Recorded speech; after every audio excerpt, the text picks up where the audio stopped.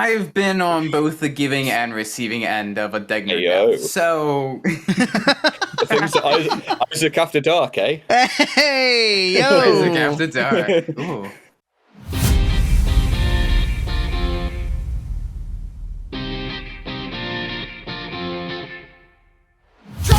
Welcome to Racing Vtuber Rundown, your weekly podcast for all things racing Vtuber news and events. I'm Kaito NASA, and we've got another full studio in this week.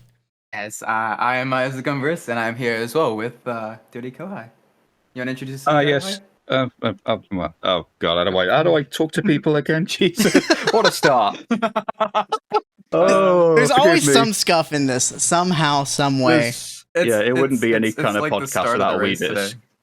Yeah. Oh, don't. That was something to watch from the broadcast booth. Yeah, I'm Dirty Kouhai, combination sort of PNG tuber, do a bit of broadcasting and stuff for Tracc. Yeah, I don't know. I am me. I hate selling myself. How does one sell himself? It's always, dude. It's like the interview. Tell me a little bit about yourself. What are your key strengths and weaknesses? The star questions and everything. Oh gosh. Yeah, I mean, do you really want to know about my crippling depression? No. Where do you see yourself in 5 years? Yeah. But no, I know, who was it that mentioned the race earlier today from TGT? Like, that was, I mean, anyone who knows racing is, Bathurst is brutal at the best of times. It's like, you don't even get an inch right in there. You get millimeters if you're lucky. Oh gosh. It's terrifying. Yeah, I mean, admittedly, I was stuck in the broadcast booth doing the producer stuff while you two were doing the hard stuff on the track. But yeah, it was certainly an eye-opener today as to how little room you've got to maneuver around the mountain. Yeah, when the first corner is called hell, and that's before you get to the mountain, that's when you know it's a tough track. Oh, I missed the turn one shenanigans. I was getting all set to grid, and then I accidentally didn't grid in time, and so I had to start in the pits. Oh no! So that's why I started in the pits. I don't know if Kitty Hada did the same, but I know Kitty Hada started in the pits with me. Yeah, you guys managed to avoid that. It was just sorry. Go ahead. Yeah, sorry, Isaac. Nah, I'll go. You go ahead. Okay, it's so looking at sort of going over some of the replays from that. Which, if you're curious about the leaks run about the Tracc EU, TGT3 and Vtracc, you can find out more in the respective places. I guess we can do the shilling bit later on.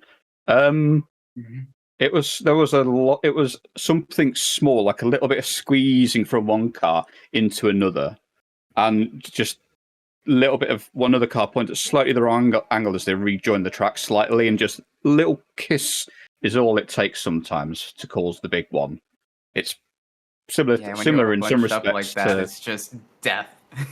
Yeah, well, I guess you kind of see it with the pack racing in NASCAR that just one little kiss just can be enough to, pull out the cautions. But at least sort of in TGT and Vtracc, you didn't really get, safety cars and stuff like that. What are safety cars? I don't know what those are. ACC has.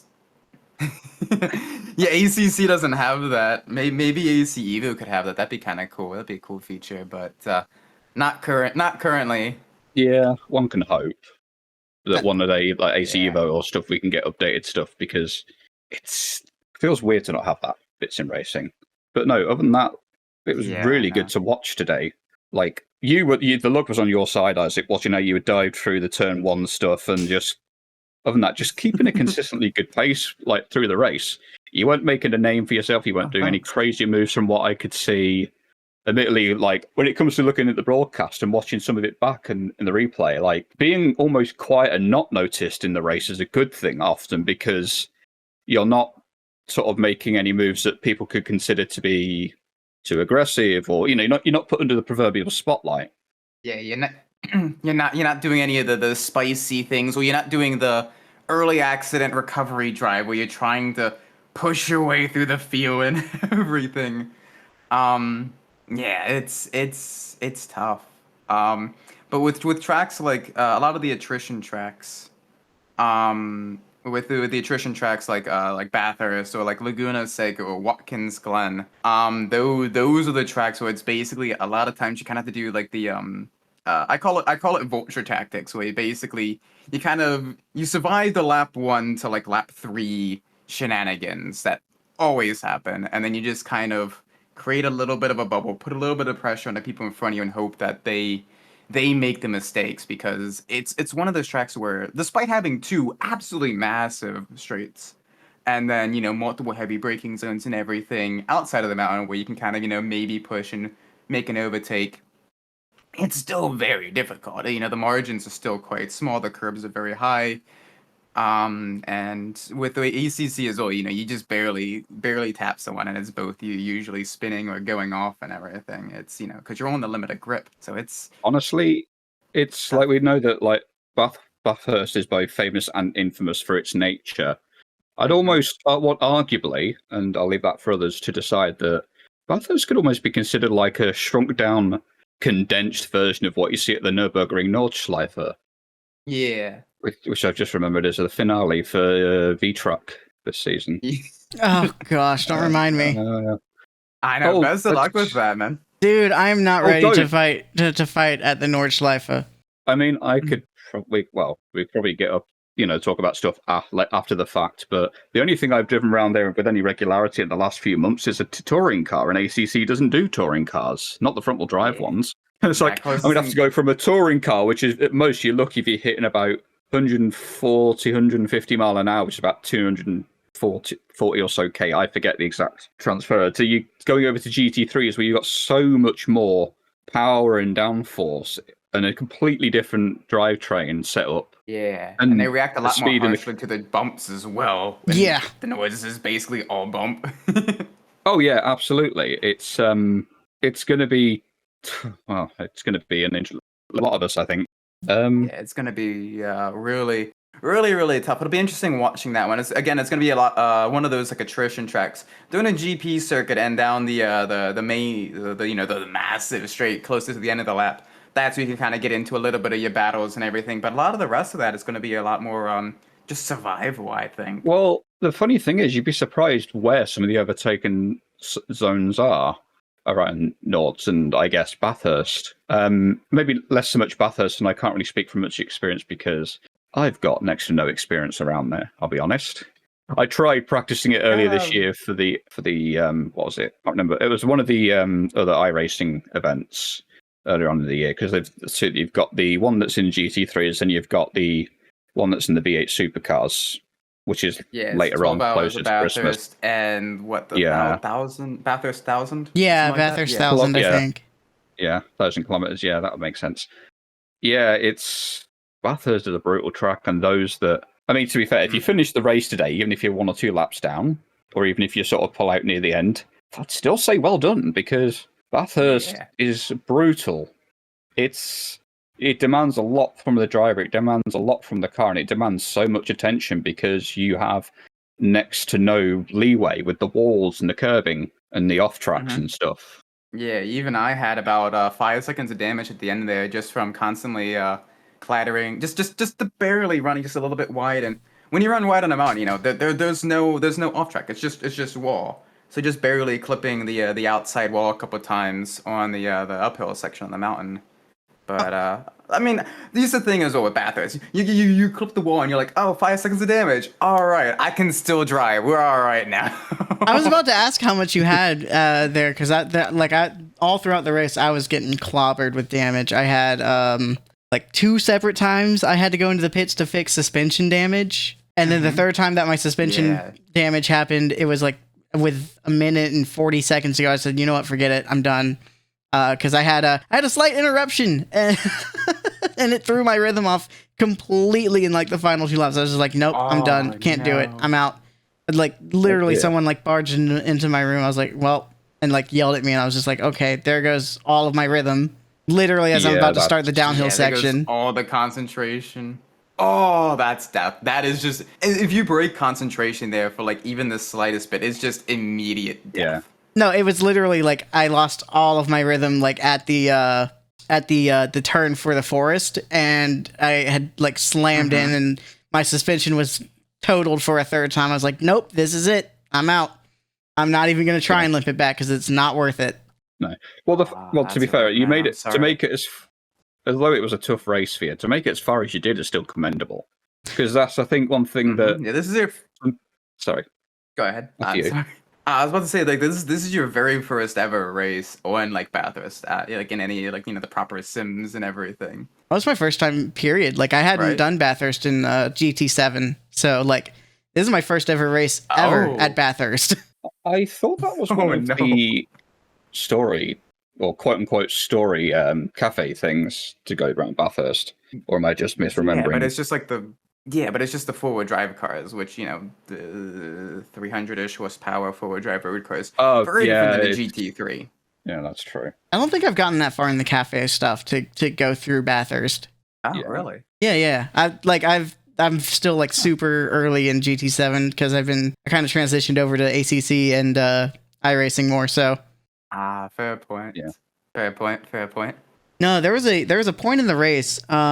There was someone in the pro class, and I was going to let them through because they were like right on my bumper through the downhill, and I was like, okay, let me make it. I was like, let me make it to the downhill.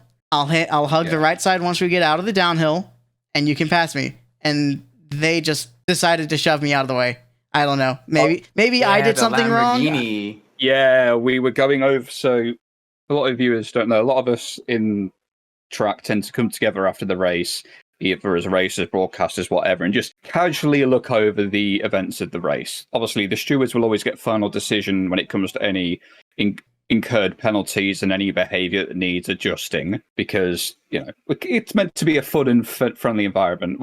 This isn't some money's on the line, hyper competitive esports kind of league. It's meant to be fun, but so like it's kind of a different balance. It's balancing the expectations, but I did see that and thought, oh, that's just like you could tell that they wanted to get past you, but little touch of the butt was just not really on.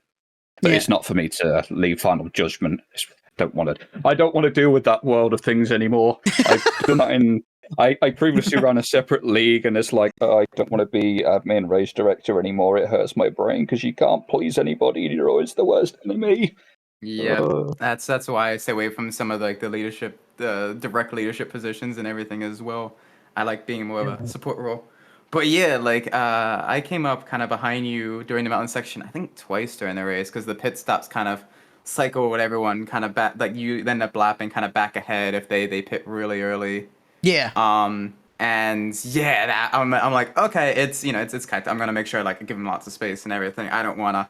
So the last thing you want to do, right, is wreck the person you're gonna be talking with for like an hour or 2 hours or somewhere in that range. It'd make for an interesting podcast. Not gonna lie. Yeah, wow. The tension, you could cut it with a knife. I still remember, I think it was Paul Ricard last season in Vtracc, where I had a raft of technical issues and issues with the game. It just seems to be my luck with ACC. Yeah. Not saying, it's a particularly bad game. It's just been my luck. But I did have a bit of a verbal, a bit of a raised voices moment with the head, because I was in a very emotionally charged state. Obviously apologized afterwards, but usually most people are fairly chill. And if anybody's going too far, most of us tend to kind of shut it down, because you don't. If you're that upset by something, you need the chance to step away, give yourself a chance to disengage your brain, collect your thoughts, and come back. But generally, it's pretty chill. But I don't know where I was going with that. Actually, I hate that my brain turns to tangent like that. It happens. Yeah, this is with medication. Yeah, I know. It's one of those things where it's like, thankfully we're not like the super like esportsy stuff. I like, don't get me wrong, I sweat. One, because the sim gets hot as hell. But two, because it's one of those things where you enter and you're like, all right, I want to do the best that I could possibly do, right? You want to want to make sure you're always improving, doing. You don't walk away with anything on the table and all that. But even still, like it's good that we have the community that people like always help each other out and everything. You put a message in chat. Hey, I'm having trouble with like this corner section or like with this setup with this vehicle. And usually within like a 24-hour period, you have like 4 or 5 different people like messaging you, giving you like some of the tips and everything. Not to say that there's no like fast, but like there's so many like people that are running like the pro times and everything, but they're like super chill about it as well. Where they'll just literally show their hand and be like, oh yeah, this is how I do that, and it is genuinely amazing. I've learned so much from like the really quick people like like Enur and Alex and all that stuff. So yeah. Oh, Ruby as well. Yeah, Ruby. Ruby, She's yeah. doing the esports thing today, right? Oh yeah, she is. I was briefly watching that before we got started. Some Ferrari esports thing. I think she was aiming to be in the top 15 or something, but because I've been doing a lot on my computer, I just turned it off for today. Best of luck to her. Oh, absolutely.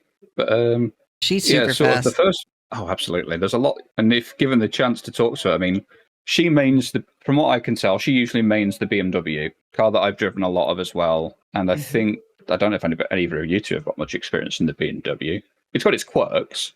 Yeah. But it's also sort of trying to match stuff, different driving styles, because that's one of the things that, when it comes to coaching people, it's something I've experienced both positive and negative impacts of, is that you may be friends in a community and stuff, but some people struggle to realise that some things work for some people's driving styles and not others. Like, I know that in some other races that I do, that a couple of my teammates there are horrified with how much I turn back the rearward bias, because I like a lot of rotation, like on the early midpoint of the corner. That way I can basically almost, to be fair, I'm surprised I'm not driving the Porsche up now I think about it, because you get a lot of the rotation done early, then you can just boot it out the corner. Mm-hmm. But that's probably just because I've also done a lot of prototypes. I don't know. I'm not really thinking about what I'm saying. It's just blurting out crap. So feel free to tell me to shut up and keep us on track. No, it's one of those things as well with the GT3 cars. Like, even though they're all the same, like all in the same classification, and especially with the BOP, they're all like right around the same lap time. Within like obviously equal drivers, within like a couple tenths of each other, which is still like close enough to have the battles and to have the strategy and all that play a big hand in how well you do during a race. But they still drive very, very differently. Like because my first sim was doing a lot of like the rallycross events in the dirt rally games. That was like kind of my big introduction to driving with the wheel in like a dedicated sim. Prior to that, I was a little bit of like the Gran Turismo and stuff like that. But that's kind of a little bit more like simcade and everything. But so my driving style was again aggressively attack the curves, because you have to do that in the rally cars. So the vehicle I drive is the Mercedes for that, because that's one of the few vehicles that can really aggressively you do the aggressive trail braking. You kind of bully it a little bit to do what you want, and it's nice. I could make some jokes there, but I'm not going to. I know. Isaac Umbras the bully. It's something about you in the car, but I'm not going to go there. But the BMW is not too dissimilar. It's just that it's how you get the rotation out of the BMW is slightly different to Mercedes. Because I know I tried to drive the Mercedes a couple of times, and I'm just out here like, God, this would take me a while to really swap between the two, because adaptability is another nice thing to have, but it does take time to build up that level of adaptability, even if you're not super fast. Yeah. As you were saying, like with the rallycross stuff, you have to be aggressive over curbing, and if any of you get the chance to try it in iRacing, it's a hoot. It's not that popular, but it's a hoot. Yeah, because it is about getting that rotation before the corner, so you're basically almost sliding across the apex, across the curbing, to really nail the apex in a way that you don't typically do in GT cars. So I'd always argue that for anybody that's getting into racing, be it simcade, or even more of the casual stuff, it's try and look at being a multifaceted, because there's a lot of stuff that weirdly bleeds across when you don't realize it. You come across situations like take the lap 1 turn 1 shenanigans we had back at Bathurst. Yeah, it's a case like of that's right out of like the oval racing, right? Just avoiding all the chaos. Yeah, that, and also the rallycross stuff, because if you have to take to the grass, because to avoid that stuff, you cannot treat it like tarmac. It's a completely different surface. There's different amounts of traction. There's different friction coefficients. And now I'm getting nerdy. Why am I doing that? I mean, that's part of the racing of the racing VTubers. You have to have that working knowledge. Yeah, it's stuff you don't typically think about until you realize you're doing it. It's just stuff that's typically you respond to automatically, and it's It's just, again, admittedly, I spread myself across mainly iRacing and ACC. So a lot of my bias and information and experience comes from that, especially iRacing with my endurance. I love my endurance events. Mm-hmm. But it's weird how a lot of the stuff can transfer across, especially wet weather driving as well. It's something that scares a lot of people off because it's like, oh, it's well, it's weird from what I've experienced. And funny that, Kaito, you mentioned GT7 earlier. Mm-hmm. Typically, in most games and historically, the wet weather racing has not really been a true one-to-one experience. So you don't have the differences between the dry and the wet line so much. You don't have, it's just long story short, people refer to it almost like, oh, you've got a grip slider. I don't know whether that's always the case with various physics engines because everything varies. But I'd say that GT7, at least in the console space, arguably has one of the best rain implementations out there because it does a similar thing to what iRacing started doing with their wet weather driving, where you stay off the normal racing line. You don't touch the white painted lines. You don't touch the curbing unless you're crazy and are trying to get extra rotation, which I might have done a few times.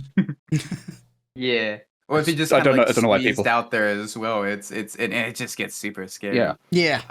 It does, but it's a great way to really, increase the breadth of someone's knowledge. And it's surprising, like when you go back to situations where you've got a massive cluster in front of you, it's how do you react and how do you respond to what's going on? You have, in basically a split second, you have to look for a gap, pray it stays open, and try and traverse your way whilst also, arresting whatever speed you've got at the time. People don't seem to, there's a lot that goes on with the racing stuff, and there's a lot that happens in a short space of time. And when you break it down, you sort of realize, oh, I'm really thinking about this much stuff at once, and it's partly automated.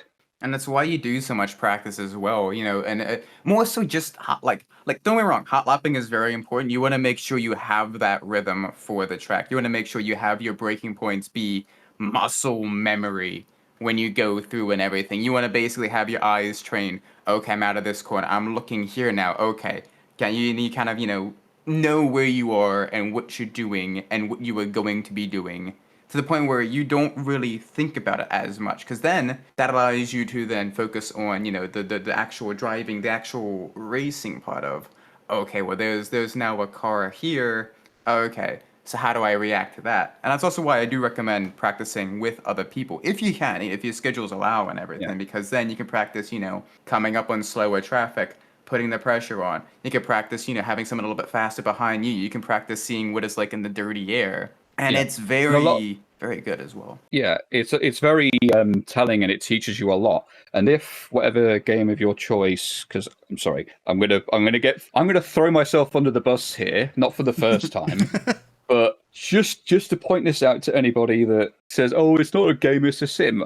I'm sorry, unless we are paying the commercial levels of pricing for access to the software, it's not a sim, it's a video game, because it's a completely different market and clientele that it's advertised for. Yeah. So now I've just made myself the public enemy number one of all sim racers out there. Let me just put this giant target on my back. Public enemy number one of all of iRacing fanboys. iRacing ACC. I'm gonna get hated by everybody, but I will not change my stance. But anyway, sim racers, when you tell them their virtual world is not a one-to-one recreation of the real world, there's always some little, there is, but issues. We still this is the closest amalgam we can have, and it's still enjoyable for what it is. I do enjoy doing it. We always have the pros and the cons. We always have the good and the bad times.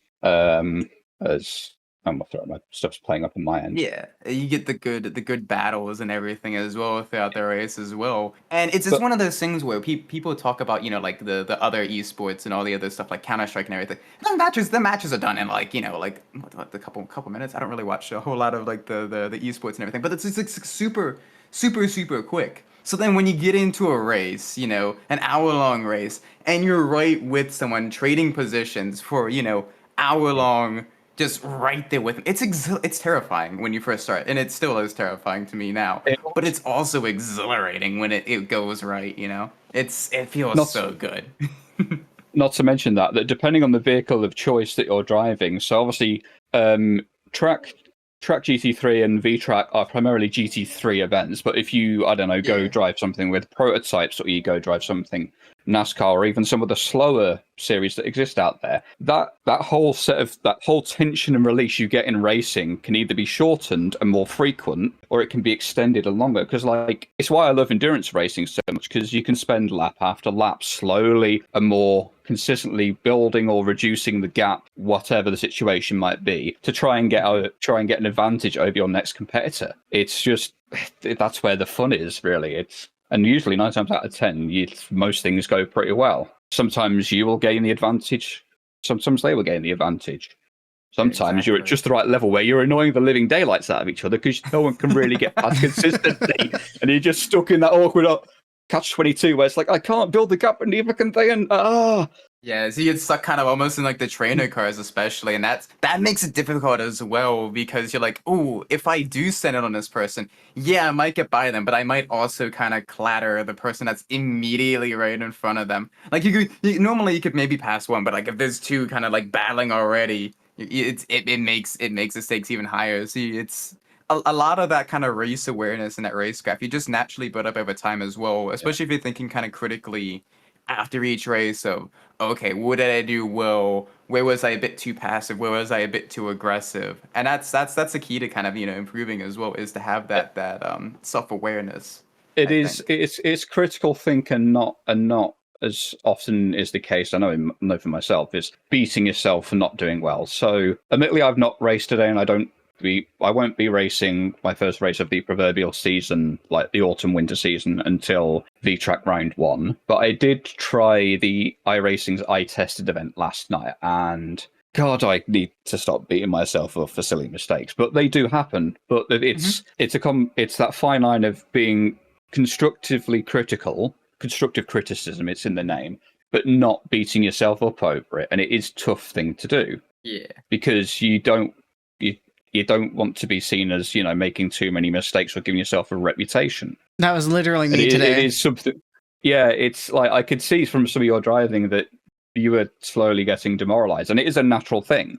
And I'm not knocking you for it. It's a natural thing because it's a competitive environment. Racing is naturally competitive. It's built in its nature. And then also you have the physical wear down as well, where you're just like, oh my gosh.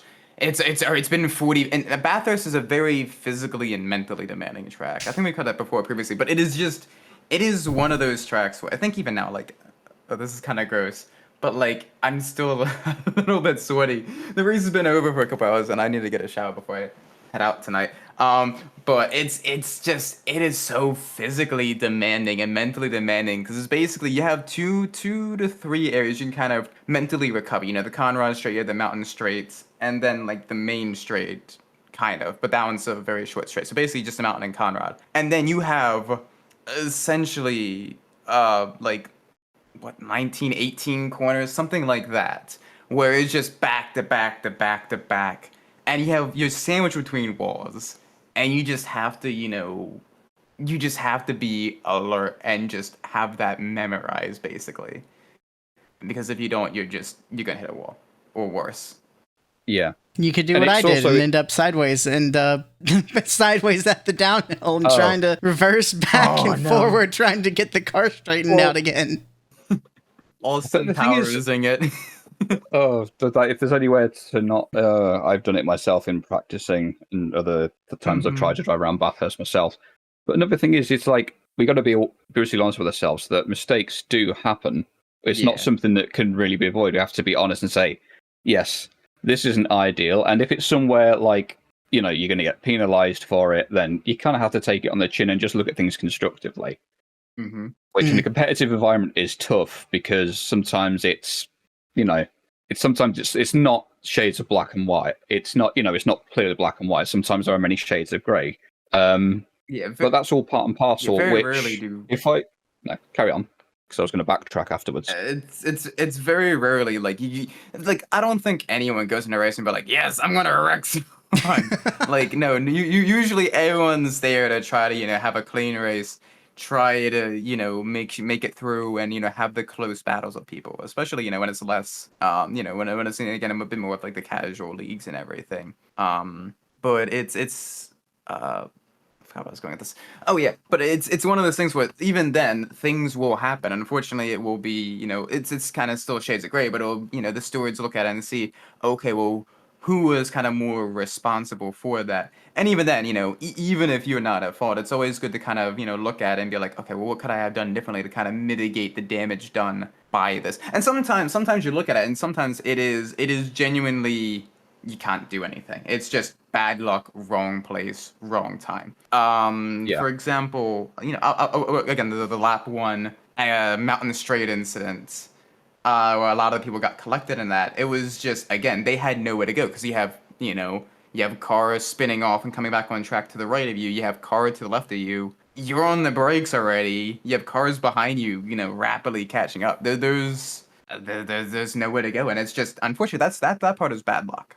Sometimes you will have just the bad luck, but it's, you gotta, kind of take it on the chin and, again, just, catch your breath, kind of, take a quick nap, hot shower or whatever else to kind of clear your mind from that and just get ready for the next race, whenever that'll be, Well, that's another thing you probably sashayed perfectly to what I was planning to backtrack to, which is, again, going back to practice and things, it's, even if you can't practice with people, I'd always recommend trying to practice with AI, depending on the game, and usually setting it to a wider skill set than you would initially expect. You kind of still want them around your relative level, but if you, like, whenever I started doing this a little while back when iRacing started doing more stuff with the AI and for endurance racing, I've found it a really damn useful tool, because as someone that's decided to more often not be in the middle class, typically the LMP2 class, out of the GTPs, as your Caddy, your Acura, your Porsche, and your BMW. Not that anybody usually drives the BMW, but that's not my fault. The Dallara and the various GT3s that are featured in IMSA. It's surprisingly a useful tool, because if you set it to a wider skill set, the AI more often than not, at least in my experience with iRacing, typically reflects that, less experienced drivers, and therefore typically those rated with a lower skill set, will be more apprehensive, will be more nervous, will be a bit more unpredictable.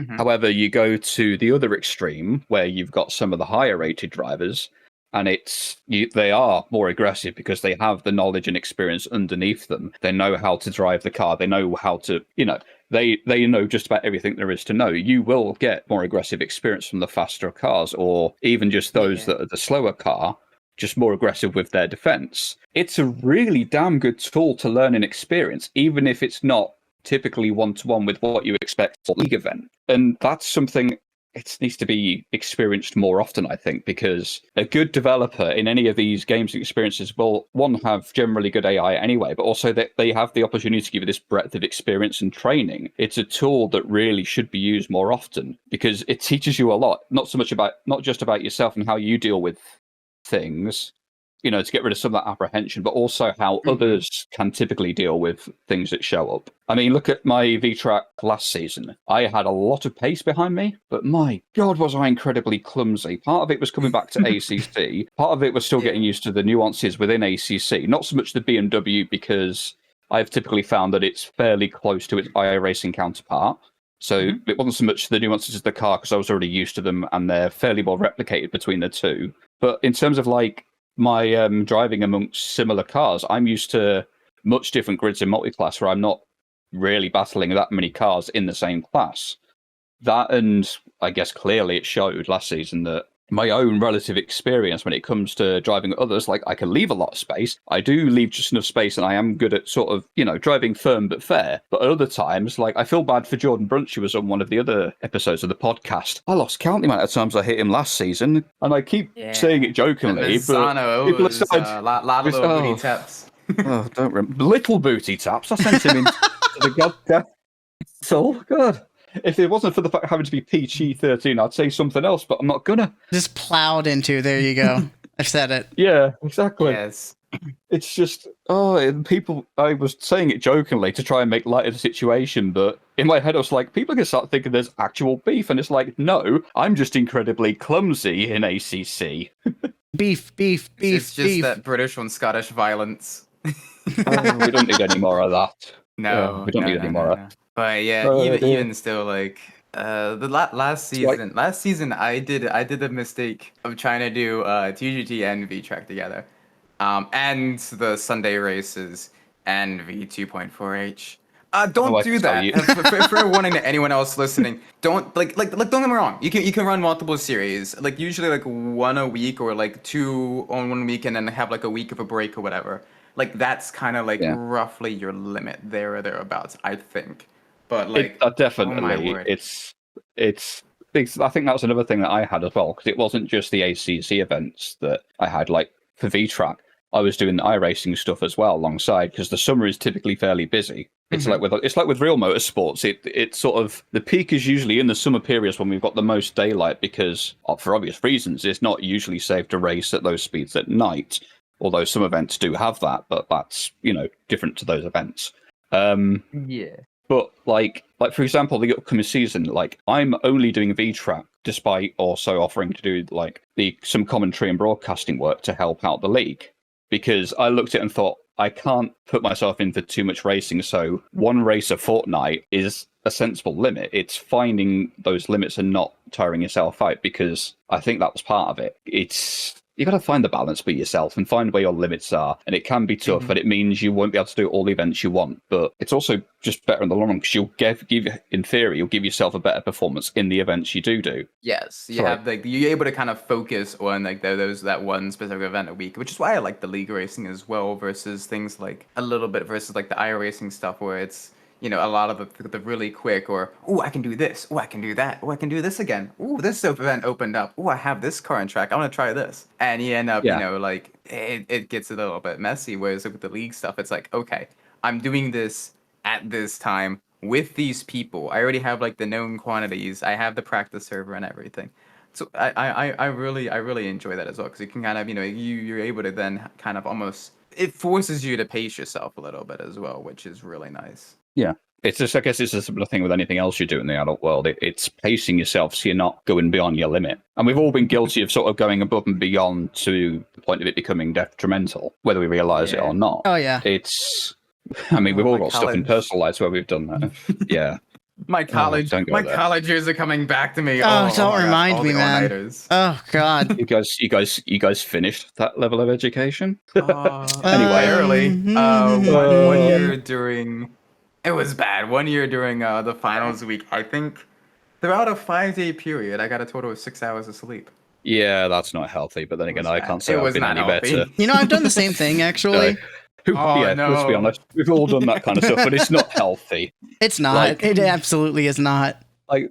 No, what was it? I think the worst one, what was it? I think I got up at 6 o'clock because for some reason, for 1 week, one day of the week, everyone had to be in stupidly early. Like, usually lectures start around 9 o'clock, but for some reason, I think it might because there was an element of practical, we had to be in at like 8. So, because I take ages to get up in the morning, I went to bed at 6. Well, got up at 6. Drag yourself out of bed, all that stuff. Get yourself there. And I didn't realise that I'd be at uni until like 6 o'clock that evening. So 8 till 6 at uni.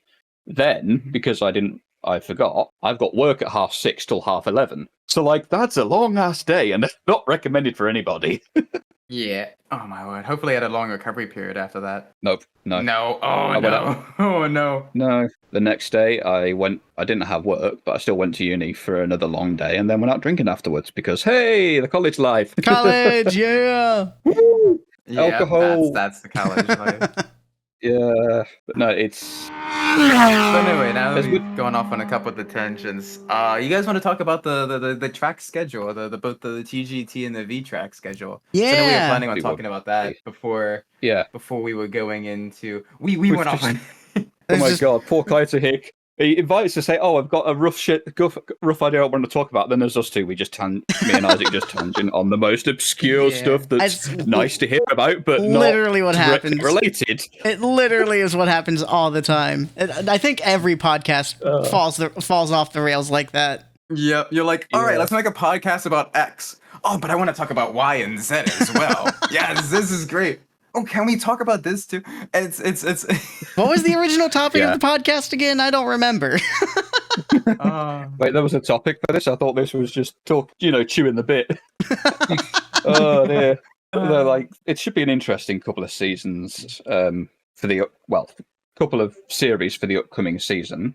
Mm-hmm. And obviously we've just had round 1 of GT3 Cup, which is Tracc's premier event. Yeah, and then next week we have the first race of the Vtracc Cup. That's at Suzuka, so a little bit different than Bathurst. Still a little bit spicy. The 2 Degner corners. If people get a little bit argy-bargy, that'll get a little bit spicy. Just because, side note, just because it's a heavy braking zone does not mean it is a does not mean that it is a passing zone. All right.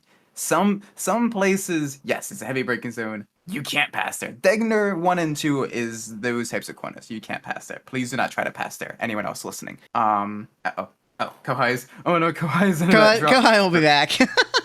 Yeah, he'll be back. He's taking a quick break. His internet decided. Oh no, they're on topic. Time to throw them off.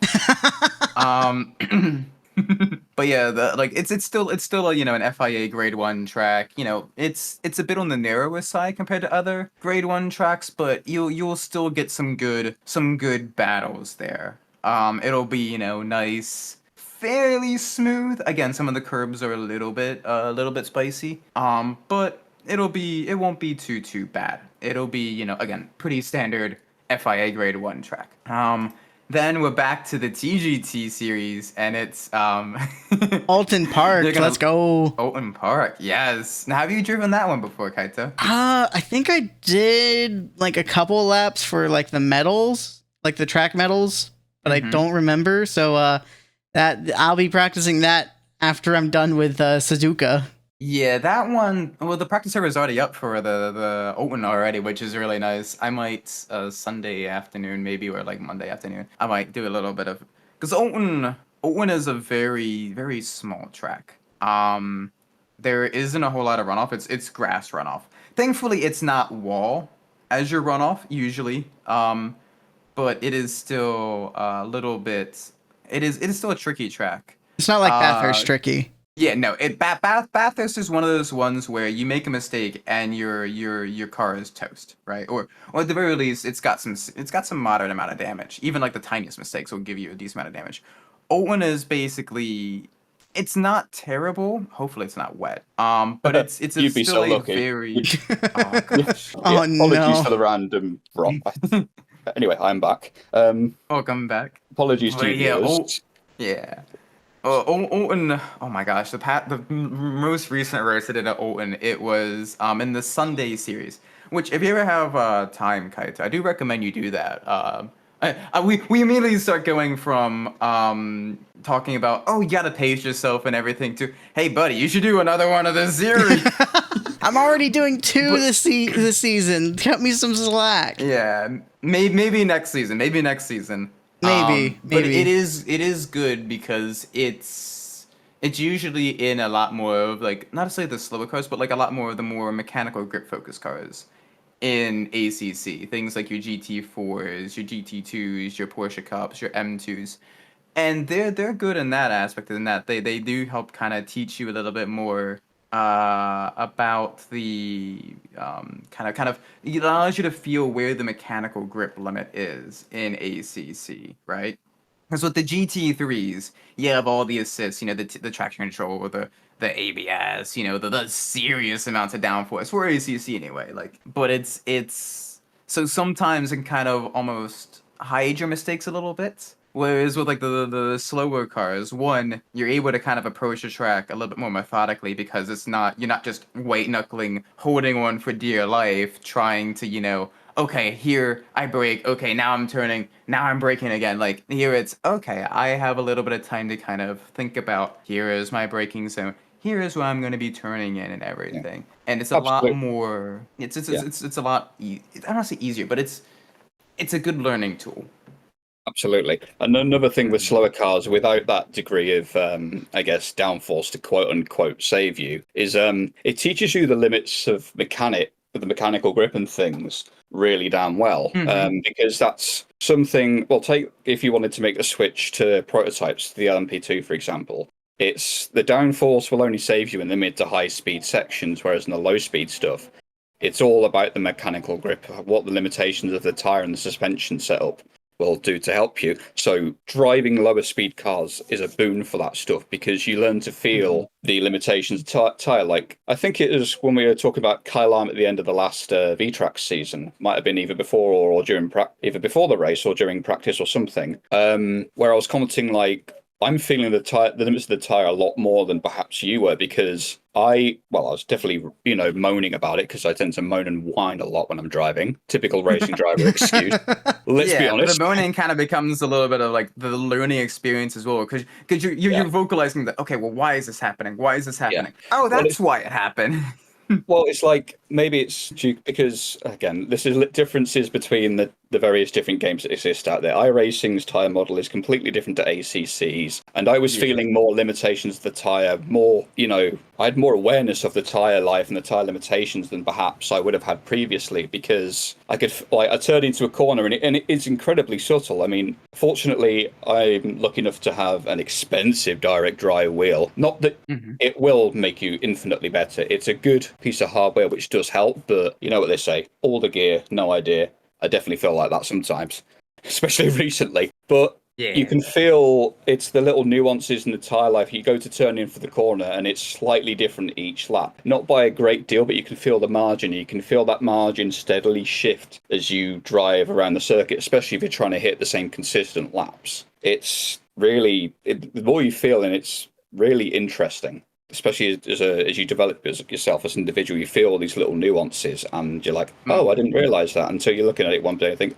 "Oh, that makes sense." Yeah, and then it again becomes a little bit of that muscle memory where you're like, "Okay, I know what the limit of the tire grip is. Oh, okay, I've exceeded just a little bit of counterstay, a little bit of correction." And again, it just kind of becomes like that. You build up your wheelhouse, you eventually get to that level of pace, that level of consistency and awareness of what your vehicle is doing. Yeah, and I still think it's good. I still expect the next round to be wet at Alton Park, just to spite you, Isaac. Just to spite you. I hope not. Oh, I hope not. I hope. I mean, just together, the two Mercedes drivers. And for Yeah. those of you not aware, the Mercedes is just a fair warning as well, Kaito. The Mercedes is like a cat. It does not like the water. It is like all of the strengths of the Mercedes fall apart in the wet. Like you have the instantaneous starter response, but again, that falls apart in the wet because you kind of want a little bit of that slower throttle response, that kind of slower build up the power of the turbocharged cars. It's great on the curves, but you don't want to touch the curves in wet because the curves are slippery. It's it's scary. Sorry for laughing in the background.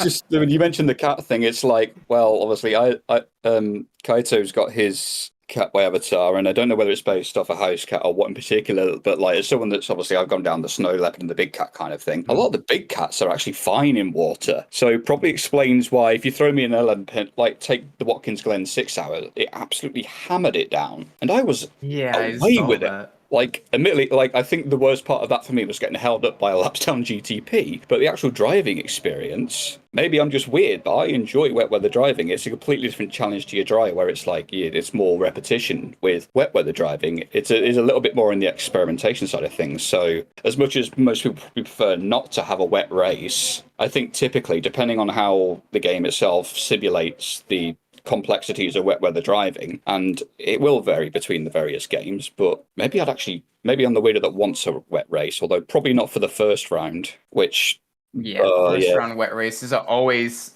they're always super sketchy because one, you have like usually the largest grids because usually that's when everyone's like, okay, I want to do this. And usually as the series progresses, through either people getting a little bit frustrated or through commitments or what have you, people are like, I can't quite do this. Okay, fair enough. Vtracc round one last season that brings to mind at Red Bull Ring. Yeah, I was about to mention Red Bull Ring.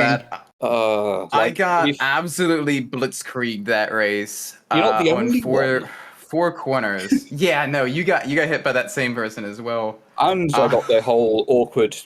I mean, this is the one criticism that I will give ACC, at least from my limited experience, is that I dislike the UI. I chose wet tyres. It didn't put me on wet tyres. There was no confirmation that I wasn't on wet tyres until I was like, oh, why are my tyres so cold? Despite the fact I selected wet tyres when it didn't put me on them. So that was a massive disadvantage. But, well, hey, let's be honest, as part of racing, these things, although maybe not to the same extreme, can happen in the real world. So you have to kind of go with the punches. But yeah, I've had that bug as well, and it's, oh my gosh, it basically turns into, well, recovery drive time. All right.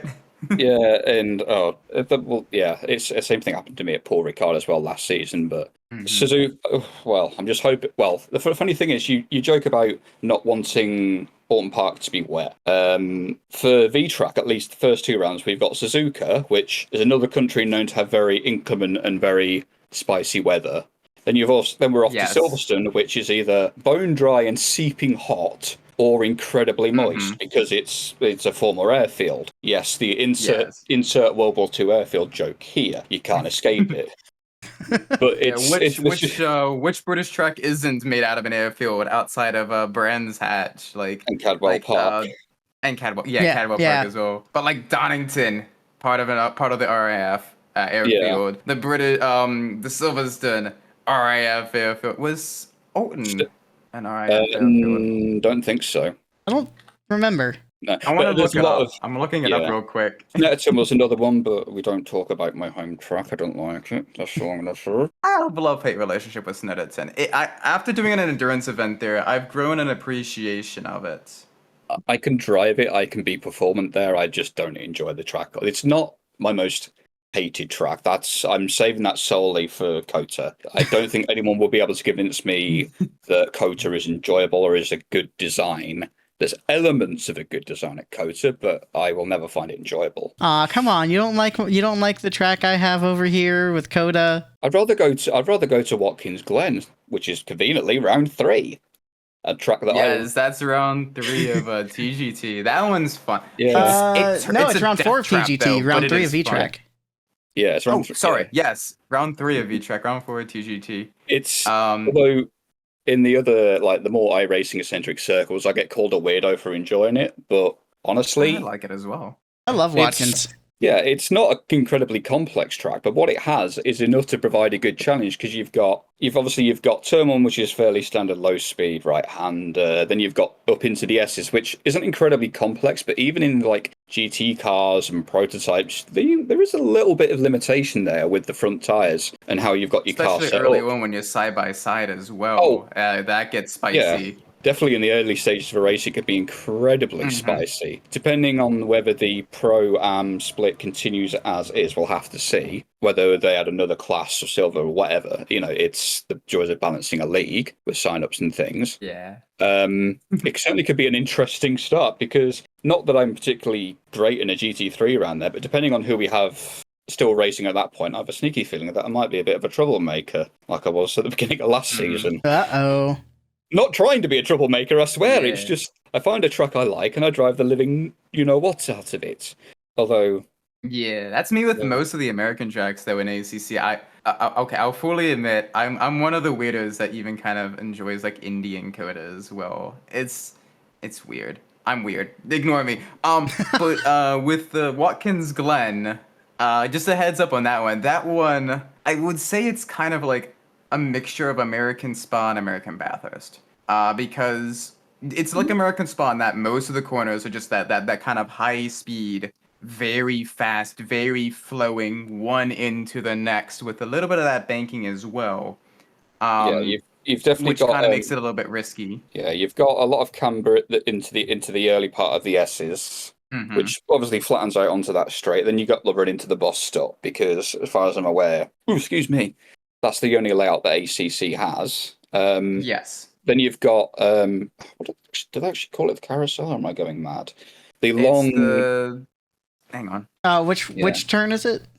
The long sweeper after the bus stop at Watkins Glen. Oh, it's surprising. The outer loop. The outer loop. That's the what bus stop is called the inner loop. Then the high speed right turn is the outer loop. Then you have the chute going into the boot. Yeah, the boot is really, really fun, but it's also really sketchy as well because, again, turn 6, turn 7, and turn 8, you think, I can maybe get an overtake done there. But again, even you watch like some of the IMSA races and everything, you see Yeah. some of the drivers trying to go for like those late lunges. And it's Oh. difficult because again, it's at that very kind of wide, gradual turn in. So you try to go Yeah. for that lunge, and you end up usually kind of clattering someone in one of those turns. It's not a lot of very good passing points into Watkins Glen. Watkins Glen is another one like where it's kind of an attrition circuit, at least in my opinion. Maybe sort of. Well, I know that when I was learning it, sort of, admittedly, like I keep saying, most of my experiences in iRacing, but yeah, it's sort of the running to the chute because it's almost like the. I don't think the track actually does tighten up on exit of the chute, but I know that from multi-class stuff, and especially it's great you mentioned IMSA, because there's a particular GIF. I don't care about the pronunciation. From IMSA, I think it was either last year or the year before, where they had LMP3s with the GT, with the other prototypes and the GT3s, where like it can get incredibly busy into some of these corners, and a lot of it is how you negotiate. I mean, I'd love personally for Tracc to do a multi-class event, but I wouldn't see it happening. Oh yeah, you Because go to the GIF. Oh yeah, that one. yeah, the cry. Yeah, Amelia's got the cry about it meme on top of it, but that was like a LMP3, a couple of GT3s, and the caddy that was just like, oh, hit the brakes. Yep, that's going right into turn 6 as well. Yeah, right into the chute. It's tough enough on its own because the main thing you find around there, like out up into the chute, is you're abusing both sides of the car's tires, and you really can feel the tires suffering and screaming through those corners because you go from using one side to the other. Then you got obviously the tight uphill of the toe, turn 7. But I think you have a little crest, and then it's I think it's slightly off camber, turn 8 of the heel. Yeah. It always feels a little bit weird, like the car always understeers. Granted, Merc moment. But the car always understeers, like turn 8 and turn 9. Turn 9 is definitely, like, feels off camber. It's going over that crest and everything. Yeah, turn 9 is an absolute, and apologies for dropping this word, an absolute bastard. That's the only PG-13 word I can think of, and it's the only one I'm going to throw in here, because at least when I've driven it in iRacing, there's a little bump on the just as you start exiting turn 9. I don't know if it's there in ACC, and it's something I'm going to have to learn. It is. It's there. Yeah. It's there. Because it's as you're starting to rebuild the traction as you exit the corner, if you get too greedy on exit, you hit that tiny little bump, and it's not much of a bump at all. It's like almost mid-corner towards the exit. I can't remember exactly where it is without driving over it, but that can very easily spin your car if you're that tiny bit too aggressive on throttle. So it's going to be, despite as, I guess, quote-unquote boring as some might say that Glen looks, or not that enjoyable, it's deceptive in what characteristics it does have. And what it actually provides does a lot of challenge. Yeah, and it's in unexpected ways because you look at it and I think, oh, it's just that and that and that. It's not that challenging. Yeah, it's only 11 corners plus a bus stop chicane, right? That's how hard can it be? Very hard. Yeah. It is very hard. Like I said, it is an attrition track in a lot of the GT3 races because one, there's not a whole lot of like genuinely good like there's some quote unquote passing points. But, like, the only place we can, like, really, really make a move and make it stick is usually kind of, like, turn 1 up to the chute. Like, the bus is this where I start making... Is this where I join TGT for just that round to show you where I make passes around here? Because I make some suicidal passes because I come from a prototype background. Because, like, anywhere's I'd be down to race you in that. I'd be excited to do that. That'd be kind of fun, honestly. I love driving on the Glen and everything. Like, I've made loops sort of like almost like cutbacks through the outer loop. There's the chute and other places. If you know how to handle your car and the conditions, anywhere can be a passing point. Like I've done it into turn 10. Heel's another one with the heavy braking zone. Turn 1 and obviously intro. Obviously, the start of the inner loop or / bus stop are obvious ones, but like there are surprising amount of places where you can make sneaky little cutbacks, and even if you don't make the move per se, you can gain a lot of time on somebody if you know how to place the car and get around. Not that I expect to be running up with the likes of Ruby and Lucas and the others that are a lot more experienced in ACC. God no. If I'm running up with them, either something's gone wrong or I've suddenly found a lot of skill which has been hiding. Sleeper agent. I mean, to be fair, again, with Watkins, everything can change as well because, like Bathurst, the walls, you don't really have a lot of runoff, and it's grass runoff as well. So it's one of those things where if something goes wrong, you are in the wall. You are in the wall. Yeah. And it is that's what makes it like an attrition course. Yeah. Because again, if people get way too edgy, especially in the opening laps. The bus stop is infamous for that because Yes. If you might have seen it in, well, mainly I've seen it in iRacing, but you have the quote unquote esports line where you're very aggressive over the entry curb on the right hand side as you first enter it. Like you're really like almost basically hopping over the curb for those that are doing the quote unquote esports line. And it's incredibly sketchy because if you're even off by a tiny bit or you've got a tiny bit too much steering angle, you will just end. Yeah, you'll hit the wall, you'll hit the grass on the outside of the exit bus stop, and you can collect about 3 or 4 other cars as you slide across the road on the exit, because if you've got that much momentum, you're not going to stop that very quickly. And you do end up becoming a pinball, but oh my God. Also with the at least with the ACC version, I'm not sure about the iRacing version. But the ACC version, normally there's like at Monza you have the cardboard like the arrows we kind of chicane around if you miss like turn 1, right? At Watkins Glen, it is solid in ACC. Yeah. Just a fair warning. Just a fair warning. It is solid. I mean, to be fair, I've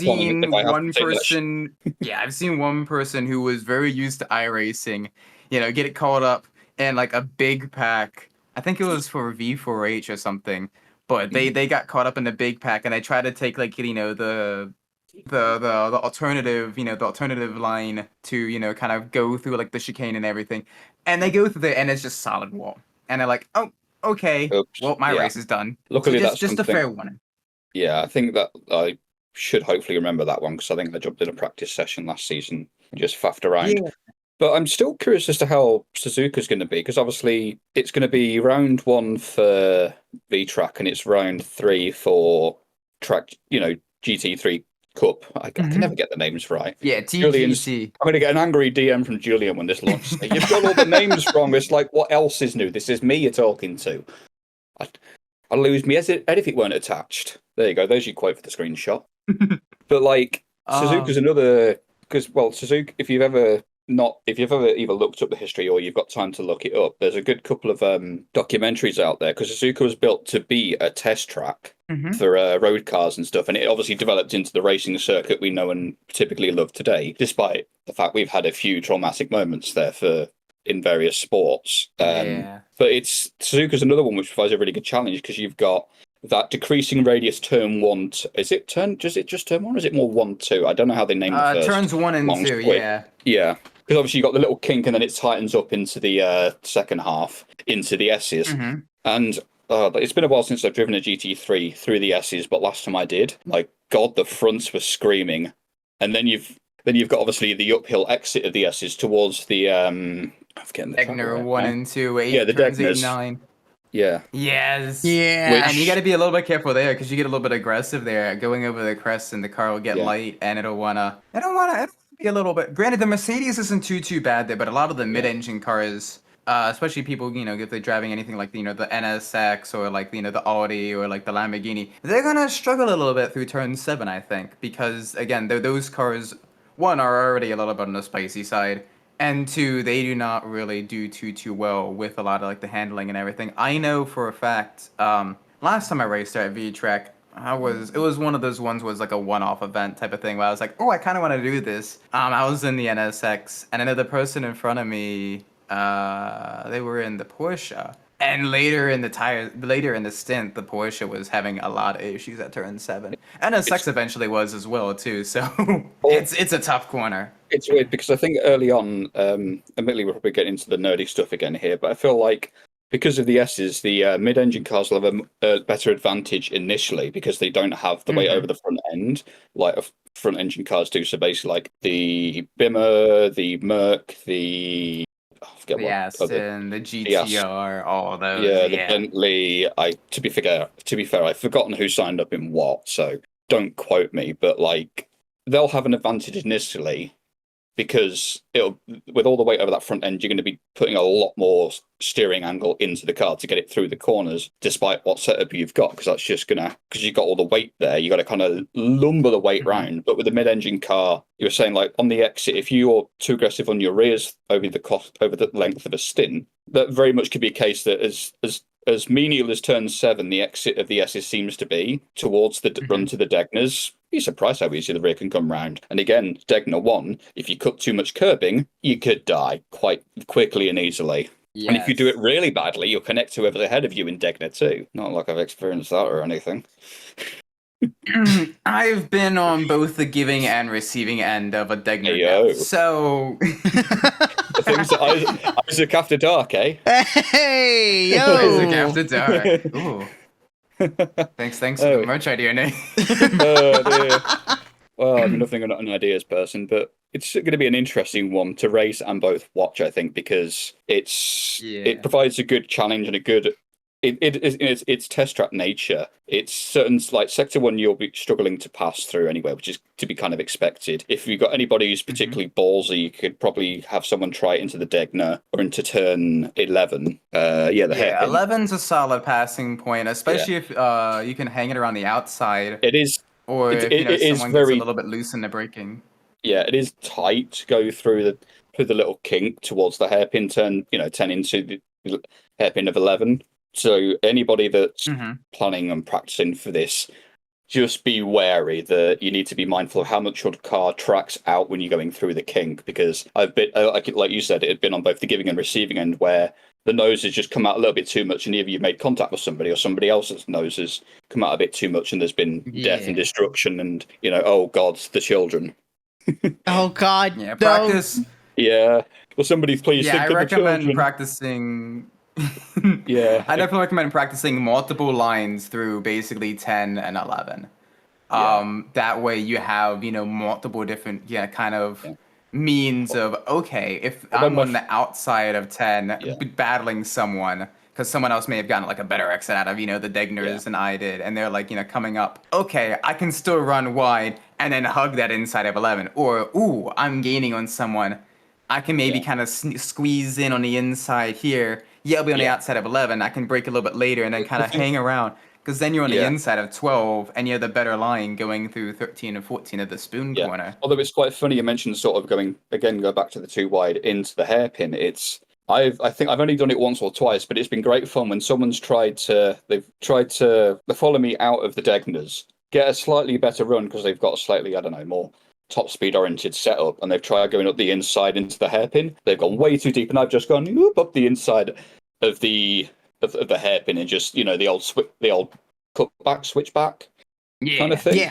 Because they've just carried way too much speed into the hairpin, and I've just gone, I'll have that back, thank you very much, and off I went. Spoon is an awkward one because I'll be damned if I ever get the breaking point right for it though. You want, at least in a dry, you want to look for like that access road. It comes up on you quick because it's one of those things where again it's a little bit of a blind corner, and again you're kind of already looking towards kind of like the apex of 12 and everything, trying to get the line all right. Because 12 is a weird one as well. 12 in the dry you barely think about, but 12 in the wet especially is one of those ones where like it's again a kind of a white knuckle corner where you're just trying to keep the car as fast as possible but as stable as possible through it to kind of set yourself up for a good line into the braking zone of 13, 14. Although I'll say make sure that if you are like going 2x2 or even 3 wide into spoon, if you're completely off your rocker. Oh no! I've seen it happen in iRacing. I haven't seen it in ACC, but I've seen it happen in iRacing. We got 3 wide going into spin. I'm like, oh my God, this is going to end in death and disaster. And somehow it didn't. But make sure that for heavy braking zones, try and build multiple reference points and sort of apply them selectively to whether you're following somebody being followed or whatever, because it's always a tough one with racing. It's that judgment between you and the next car. And even the exit of spoon, if you're too greedy on throttle, you're either just going to hang the rear of the car out or you're just going to go nowhere. Run wide. Yeah, you're going to run wide. I mean, you can use a bit of the exit curbing, but it's all... Yeah, but be careful. You can gain those track limit warnings easily. Very, very quickly at Suzuka. Yeah. You think, okay, most of the runoff is grass, but you can still gain those track limit warnings Well, it's more a case of race. Yeah, obviously track limits are always going to be a thing, but I was thinking more about the traction of the car itself because it's because of its nature. It's an awkward sort of late apex corner. Which when I first started learning how to drive around Suzuka, I think it was the F1 games. I know, sue me. I'm a disgusting plebeian. How dare? Yeah. Anyway, enough dumb jokes aside. Kaito and I got our starts mostly in Gran Turismo. So I was about to say a lot of the same stuff. Yeah, but at least when that was in its high, at least that wasn't when it's in its peak era. It was actually somewhat representative. But like, yeah, and then you've got obviously once you somehow get the traction right through Spoon, 130R. That's a weird one because in prototypes typically, and obviously high downforce single seaters, often you don't even lift. Depending on your setup, you very rarely lift, but in GT cars, you need a lift or maybe even a brake tap. I'm not entirely certain. I'd have to. In the Mercedes, I like to do just this. I keep on the throttle, but I do just the slightest brake tap just to get a little bit of that weight on the front tires. I know the pros, like the really, really fast people, can do it without the brake tap and just like do like a quarter lift or whatever. Yeah, just enough to loosen the diff slightly so they can get the rig coming around to give them the rotation. Yeah. I can never nail that right. I can't quite do that. No. Yeah, no, I'm not nearly skilled. Like I'm mid. I'm kind of like I'm.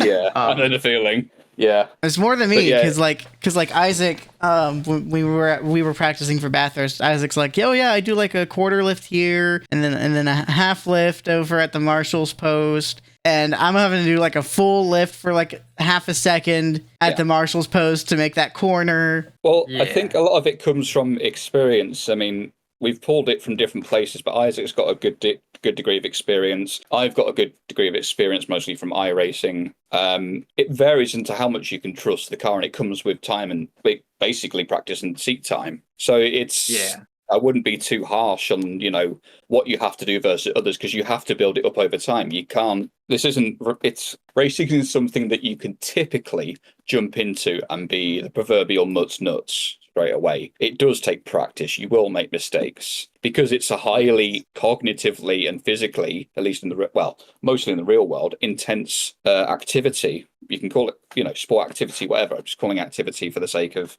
argument's sake, because some people look at us playing, the games, go, that's not a real sport. I mean, considering the amount of energy that goes into it, I'd beg to differ. But anyway, it's like I say, even especially with the direct drive wheels, like the higher torque stuff, like. Yeah. I remember the first time I started with where I switched from the gear drive to even the belt drive. I do like an hour and a half, of like ACC, whatever, and or ACC or Gran Turismo, and you get done, you're like, my arms are kind of sore, and I'm not like physically out of shape, but like I regularly do like the long distance running and everything, but I'm like, show off. Man, my arms hurt. And me, that's my arms hurt. Yeah, it is surprising. It's deceptively physical, and again, another thing that often gets overlooked is the mental workload that you have with racing, because admittedly, a lot of it becomes automated to where it's subconscious to some degree. Like it's not, even if it's not primarily on your subconscious where it's completely automated. Like maybe real world driving at lower speeds where it's you're puddling around 30 miles an hour, maybe 70 on the highway if you've got a particularly long stretch, but only 70. Well, I joke Please, this is legally, this is assuming you abide by the relevant laws in your area, of course. I'm not condoning such behavior on real world roads. I can't speak today. It depends on where you're driving as well. Like I've been in some places where like you go on a highway and it's like, it's at 70, it's at 75. Okay, I'm happy about that. This is nice. Yeah, especially further into like the southern U.S. and everything, it gets. Oh no! Pretty high speed roads on there. Isaac, you mentioned the southern. There's a highway near where I live, where a stretch of it. It's the speed limit is like 45, 55. Oh, because you're stuck down in Florida, aren't you? Yeah. There's a flow rider. there's a section of this highway that's like 45, 55. If you're not going 110, you might get rear-ended. I'm just gonna say that right now. Oh Yeah. my word! I I wanna legitimately drive the people highway. people are flying down this like 45, 55 mile an hour speed limit zone at Double. 110. I'm assuming this that is is this is terrifying. That is miles an hour, amazing. isn't it? Yes, it is. Yeah. Yeah. That's like, yeah, that's not on, but well, yeah. I'm like, But when did I go to it's- Germany and get on the Autobahn? Well, the funny thing is, I've been to Germany. I've been on the Autobahn with friends when I went to, conveniently enough, Nürburgring Nordschleife, which is another track which features on, well, it's only on the Vtracc challenge. Oh, we're gonna calendar. talk about that. Thank We goodness. have to talk about that here soon. I've got some things to say. Yeah, when good we get luck. round Good to luck on as that, well. buddy. Good luck on that, both of you. I'm glad I'm not doing VTracc this season. Good luck on that. Most You of sure the you tracks don't- I can provide help on. You sure you Not don't that one. fancy a one-off appearance for the No. finale just to fill up the No. grid? Maybe to drive on Bathurst one more time, but not the Nords. I'd rather Not honestly, Nords. I'd rather drive Nords than Bathurst, but that's just me. But like the And Autobahn, like we Nords got to up. me is just it's one of those ones. It's Sorry, go ahead. Yeah, it's going back to like obviously we tangented onto road speed stuff, but like I've been on the Autobahn, the section between I can't remember where we were actually. Either way, we went down from like Dusseldorf to to Nürburgring, various parts of the Autobahn, do the street stuff, and it's like we were sitting in my mate's Skoda at the time because that's all the poor sod could afford. Skoda Fabia 1.6 estate with 3.5, big burly men in it because one of our mates is a bean pole. There's nothing to him, and it's like we were doing 160k, so 100 mile an hour, give or take the odd, single digit. But we had like Mercedes, BMWs, Audis, all sorts coming down the fast lane, and still we had the dumbest of people pulling out without really paying much attention, and like people in the middle lane or like the fast lane doing slower than us, and we were doing 160k, which is what was sensible in that car with us in, because although you can do ludicrous speeds, is it sensible? You drive to the conditions. Yeah. And to bring it back to racing, it's a similar thing. Like you can carry X amount of speed through a corner, but you also need to consider the conditions in the car. But especially at somewhere like Nords, where I swear to the love of all that's holy, if we get rain at Nords for the season finale of Vtracc, I'm going terrifying. That is terrifying. I haven't even driven Nords in the rain in iRacing. Actually, no, I've tried it I think once or most twice, people but- are gonna fly to Germany to throttle poor Julian if it rains at Austria, I Nords. think. Yeah, I Austria, know. sorry, I did a dumb. don't worry about it. I don't think it's. Yeah. They're gonna fly to Germany to probably get some of the other people, the track, because of the staff and everything. Of all right, whose idea was this? Was it yours? Tell me who did that. Well, I had the discussion with Julian a while back when the calendar was first announced. It's like I just put in like tracks I preferred. I wasn't thinking too deeply about whether they'd actually get properly selected. And like the Vtracc series, you've got like 2 British tracks. I'm like, why have we got British bias in this calendar? Like, there's another. You look at the TGT. I was about to say, look at it's TGT. 3. Yeah, like there's a lot of British bias going on. I'm like, Like Silverstone for round 6, Silverstone's not a bad track, admittedly, which is obviously the season finale for Tracc GT3 and round 2 Could for be some good racing there. It can give you good racing, but I feel like in GT3s it's not as good from a driving perspective. It's not as fun in GT3s personally. Obviously, I don't speak. You have for Maggots and Beckett's that. It's a little bit. It's one of those ones where again the mid downforce cars, like a lot like Silverstone, modern Silverstone feels like it's really really good in like the super high downforce, like your open wheelers or your prototypes and everything.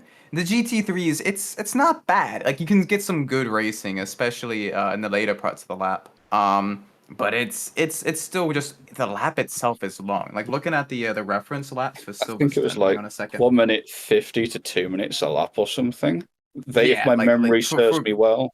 Yeah, it's minute 57 is like the aliens, and then like I'm doing around like 2 minutes and a half second, 2 minutes 0.5.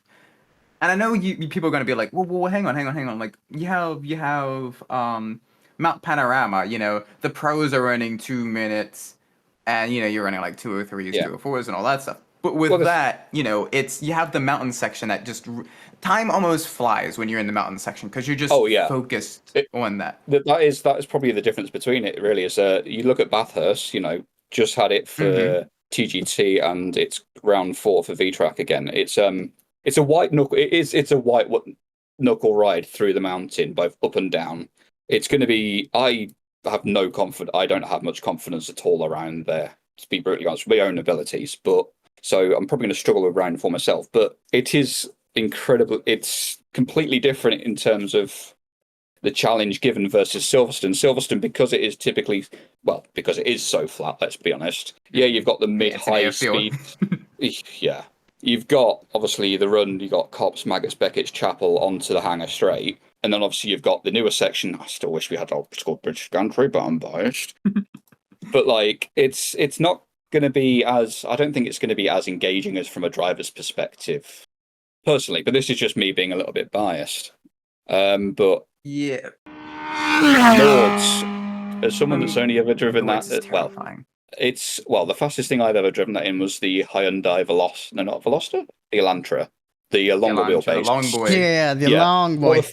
Well, the funny thing is, when I did that for the Nürburgring 24 and iRacing earlier this year, for which somehow my team and I got a class win by 2 laps in the end. It was initially 3 laps, but had a minor oopsie, but we only lost a lap, which is a bonus in of itself at Nords. Bearing in mind we're surrounded by 5 and 6K drivers, which are incredibly aggressive in GT3 and Porsche Cup. GT4s, which is actually, now I think about it, that's hilarious. The GT4s were running similar lap times to the TCRs. They may have the oomph on the straights, but in the corners, because we've got a lot more aero in the touring cars, we could maintain a lot of momentum. And with the Elantra's longer wheelbase and the setup that our car had, we were there's another way to say it, we're basically hanging out the rear through a lot of corners, and it was stable. You think you're hanging out the rear, and that somewhere like Nordschleifer is terrifying. Yes, it is, but in a front-wheel drive car, you manage the rotation with your right foot through understeer. So you put your foot down, it straightens the car up. Whereas in a rear-wheel drive car like the GT3s, the P-Cups and the GT4s, and I think the 86 was the 5th class in iRacing's 20 and 24. Yeah, you do that in a rear-wheel drive car, you're just going to go round. So it's a different... It's a different style of driving, but it's a really good way to help teach you the circuit, because although it's different compared to a lot of the other cars, because you're not going at such a high speed, you can learn how the flow works between different sections. So you've got the GP loop, you've got, obviously you go through Sabine Schmitzer curve onto the ring itself. I think they named T1 after her. May she rest in peace. I forget which particular layout of Nords that they'll be using for the end of season in Vtracc. I don't actually know what one AC has, because iRacing's got a couple. But the thing is, Nords is a completely different challenge because of its length. And there are very limited I say limited, there are very few sensible places to pass. Being sensible being the key thing, because you obviously it's a long track, and if you so much as, because of its length, you make one small mistake, you could be done for the whole race, and that's what it's. Yeah. That's the pain of it. Yeah, which does make how much risk there is at Nords as well. And again, it's such a long track that it's just, at least for me, and this might be a skill issue on my end. It very likely is. Yeah. Nords itself, just with the sheer length, it's very difficult to kind of get your braking points, get your turning points, and get all that stuff down. Well, it's Bathurst. It's like a minute of super high intensity, but the rest is okay, an open second gear chicane.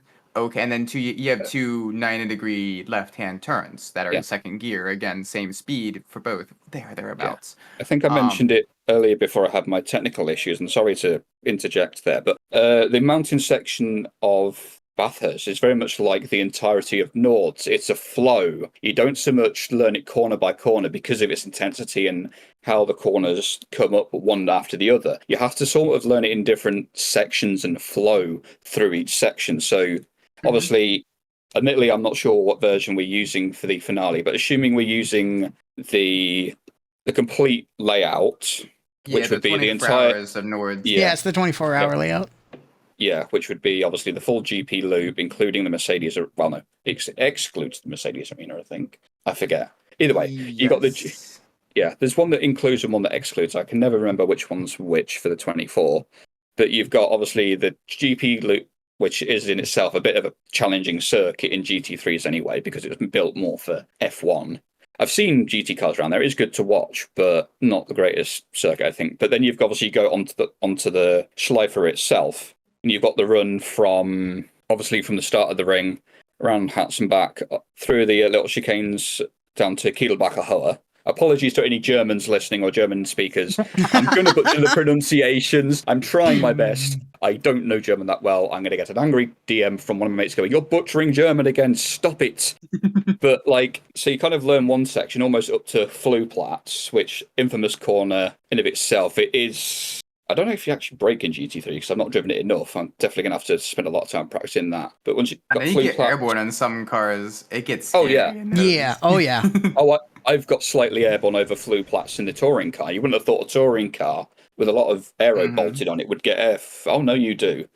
Then obviously you've got the run down to Arenberg, which is mostly kind of like a sweeping straight one. Then from Arenberg down to Fuchsrohr or Foxhole. Again, apologies to the Germans. Into my most hated corner on the entire circuit, Ardenauer Forst. It's that awkward sort of, you go through Foxhole, you go through the compression of Foxhole, up and to the left, you got a little braking zone, you tap and down shift from top gear or whatever, down a gear, then you get over through that curbing and then jump on the brakes for Ardenauer Forst, down to second or even first, depending on your car, for the left, the right, and then the left. I cannot get Ardenauer Forst right. And then once you got through Ardenauer Forst, you got the little run past Metzgerfeld, past what Jimmy Broadbent and his community call the Rebel Tree. You have to kind of learn it. If you try and learn all the 170 plus corners, I forget the exact amount, you're kind of going to be lost amongst them. It's better off to learn it through sections, you learn key corners and key sections. So Arenberg, Foxhole,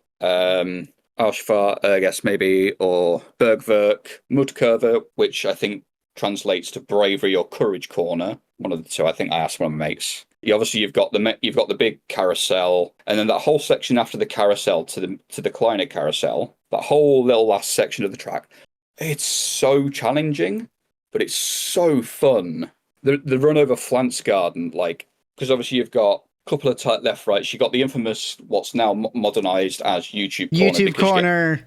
Everyone knows YouTube corner. You see all the clips from it all the time, with all the daft things going on.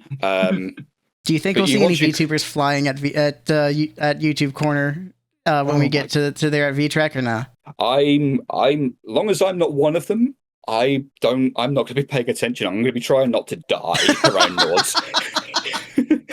I'll be honest, I got enough problems trying to drive this place in a GT3 on my own without worrying about anybody else. But once you get past YouTube, you've obviously got the runs over Flanzgarden and the infamous jump there. And most cars, you do get a little bit of air. But I tell you, when I was driving the touring car in that thing, you go over the jump, land the car on the brakes into fourth, yank the wheel to the right, and the car basically deja vu's through that right-hander in fourth. And it's such a good feeling. It's such a good feeling through there. Then obviously you've got the high-speed run up to Schwaldenschwanz and Kleiner Carousel, and then it brings you back onto the Dottinger Höhe up to the breaking point of Tiergarten. And Tiergarten will catch people out. So it's going to be an interesting one for the VTubers, especially those that don't have a great deal of experience, because it's such a long circuit and people will struggle with practicing, I think. Not that I want anyone to struggle, but it's going to be tough. It is because it's such a new circuit in ACC, being one of the most recent ones added.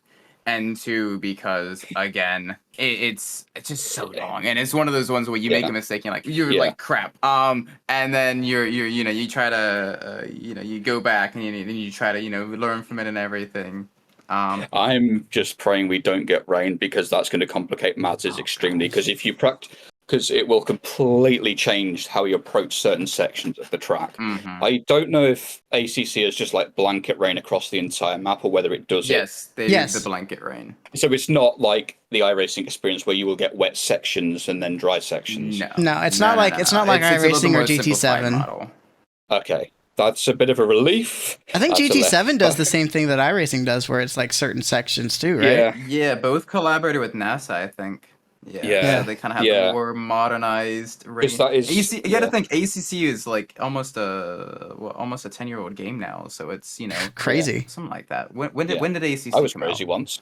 I 2018, I think. I forget Was which. it 20, I forget which, but 2017, 2018, somewhere around there. Okay, so like again a 7-year-old game. Yeah. I mean, Yeah. Yeah, which probably makes sense. It's been around the block a little bit. A great game, Yeah. but it's been around the block a little bit. Yeah. So, And obviously you it's a can't completely expect the most different modern stuff.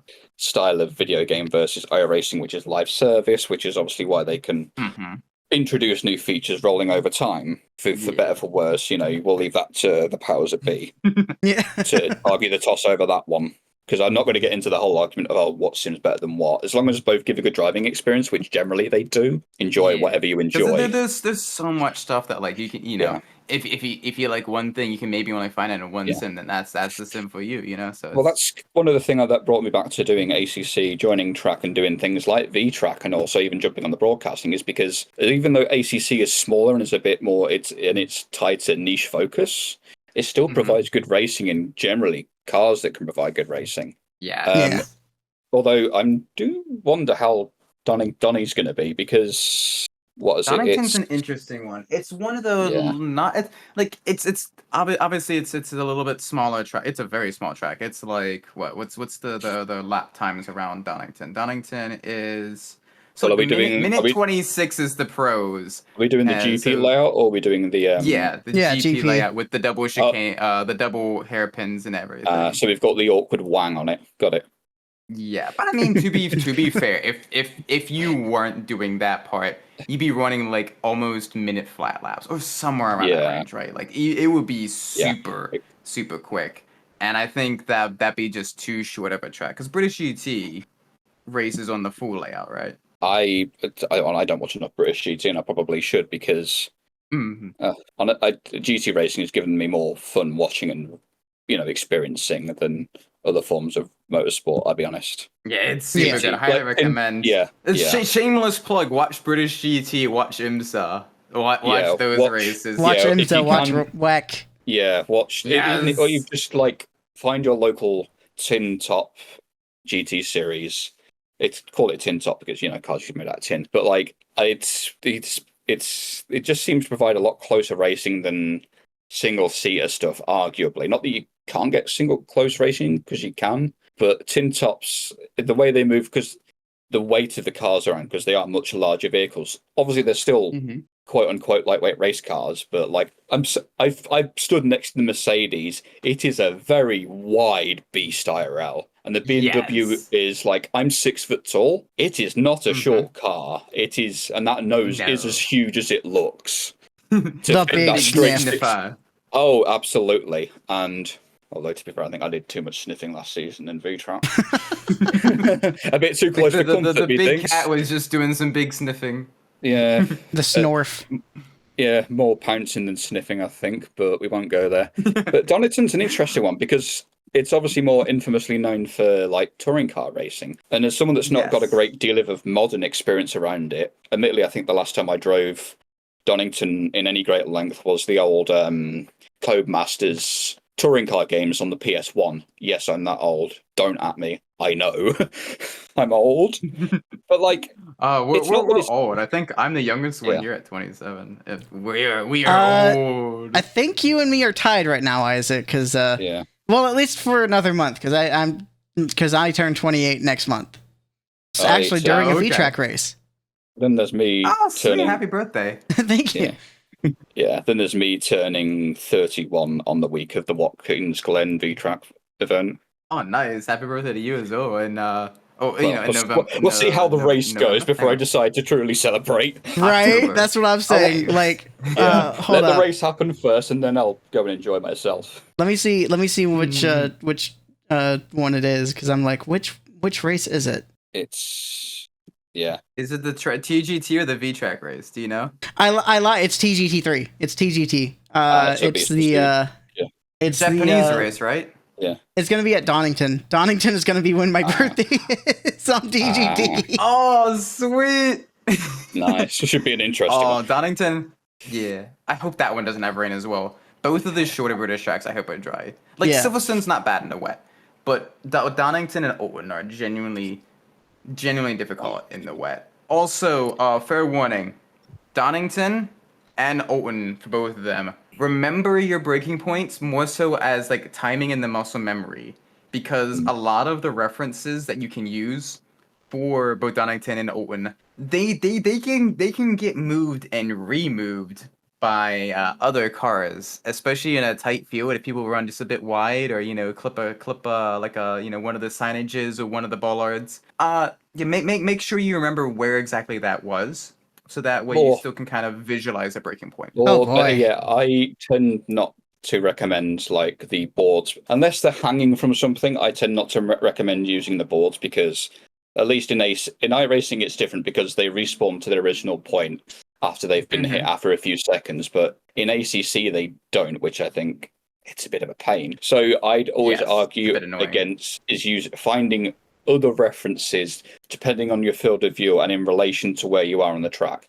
It will take time and Yes. practice, but it's always smart to have multiple references in case you're battling with somebody, because that's exactly what happened at Misano. I lost track of my references, and I ploughed Jordan more than once at Misano. It So happens. yeah. All It's right. like, oh, it's my second race of the season. I'm going to show how fast I. Oh, oops. Oh, not Whoops, again. not again. Well, from what I've heard, he's not planning to do Vtracc this season, so I don't have to worry about hitting him again. Otherwise, it's going to become a recurring theme, and people are going to think there's beef when there's really not. I'm just clumsy. I think he's got like one-off event that he's racing in. But that's a story for another time. Is there anything y'all wanna close in on? Anything y'all wanna just like plug yourselves a little bit, or I mean, do you want to go first, Isaac? I mean, sure. Just, I mean, if you enjoy the chaotic and the silliness and everything, just be sure to subscribe to all three of us, because we all do a bunch of different stuff. I mainly do like a lot of the old stuff. Kouhai does a lot more like The Sims and everything. Kaito, you've been getting a lot more into The Sims as well too, right? yeah. Yeah. I've also seen Kaito play some of the not the quote unquote dirt games, but like the dirt racing stuff, which I really need to get into because iRacing and obviously Monster Games made one of the World of Outlaws games, and I think they got another one coming up. But yeah, although for me, like obviously I've taken a bit of a break because we all need breaks now and again to get ahead in the right place. Mm-hmm. But I'm also going to try something a bit non-racing. Final Fantasy 16's PC port is launching between round 1 and round 2, so definitely going to have to enjoy that because sometimes it's good to try something different and get a good break. Mm-hmm. But yeah, I think by the sounds of it, most of us will be doing either TGT or Vtracc. So if you're not watching Tracc, you can find it at Tracc Sim Racing on YouTube, X, formerly known as Twitter, and I forget any of the other socials. Yeah, You make might sure hear you me join in the the Discord as well. Where you get to see us talk about Yeah. all the chaos, all the mess and everything, and Yeah. all the nerdy stuff as well. which even give you a chance to join in if you're so inclined. Yes, But the more the other than that, merrier. Yeah, absolutely. The bigger the grids, the more fun there is. Although, thank you for having us, Kaito. Of course. Thank you for Yes, joining. thank you so much. This has been a lot of fun. I try to make sure it's fun. It's very, very like not stressful at all. Yeah, Yeah. just chill. Bunch of guys just talking about all the different Bunch of racing and all the other stuff Yeah, we do. and bunch of everything. racing nerds talking about the racing and the nerds. Oh dear. Oh But man. But I think Thanks for that's having us. yeah. Anytime y'all are Yeah, for real, both this has been great. y'all are both welcome to come back anytime y'all want. Just hit me up. But I think that'll do it for us this week. Next week we're gonna be talking Vtracc stuff. Hashtag not sponsored by Tracc.eu. Let me just say that because the next couple of weeks are gonna be like nothing but Tracc.eu focused. Anybody think Julian slipped you a tenner underneath the door? right? No. Tracc.eu, please sponsor this man. I will drive a Tracc.eu livery if they sponsor the podcast. I'll throw that out there. The gauntlet has been thrown. The ball's in your court, Julian. Nice. Oh gosh, but that'll do it for us this week. We'll see y'all next week. Have a great rest of your week, and remember, this is your spot for anything racing VTuber related. Later. Bye bye. Yeah.